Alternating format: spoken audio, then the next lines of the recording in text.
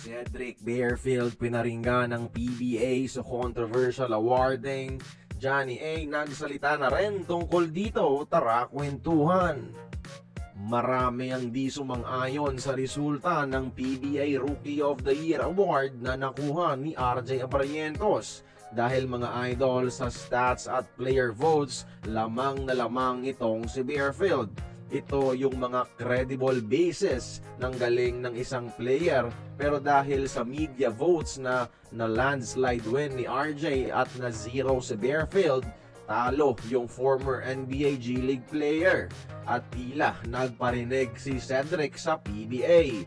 Sa story niya sa Instagram, sinabi niya na deserve niyang manalo at politika talaga ang PBA. Harap-harapan yan mga idol. Dagdag pa niya na prove na niya ang worth niya at pati mga kapwa players agree sa kanya. Media na bias lang ang hindi. Pabor talaga kasi ang media kay RJ dahil sa pinakasikat siya na kupunan na Hinebra. At heto, conspiracy theory. Dahil ito sa utos umano ni Al Francis Chua. Si Barefield lang kasi ang tanging rookie na nang insulto sa Hinebra sa kanyang night-night celebration last year. Napahiya kasi sila doon kaya posibleng na-influence nila ang media dito. Does this theory make sense mga idol? Samantala heto nagsalita na rin ang PBA legend na si Johnny Abarientos sa panalo ng kanyang pamangkin. Para kay Johnny A mga idol, deserve na deserve ito ni RJ no matter what people say. Pinagtatanggol niya sa achievement ng pamangkin. Natutuwa siya sa pamangkin dahil nakuha nito ang award na hindi niya nakuha noon sa ating pambansang liga.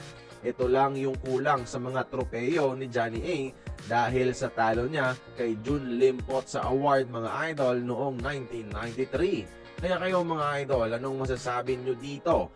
Nadaya nga ba si Cedric Barefield ng media o sadyang deserve naman talaga ni RJ Abarientos ang Rookie of the Year? Ano pang hinihintay nyo? Bakbaka na sa comment section. At heto, pasabog ni Snow Badwa, plot twist sa drama ngayon sa PBA Handa di umano itong Blackwater na bitawan itong si Barefield kapalit ni RJ Barrientos. Pero di pa natin alam kung anong say ng Hinebra. Pero ayun na, the trade market is open para kay Barefield as long as si RJ ang kapalit.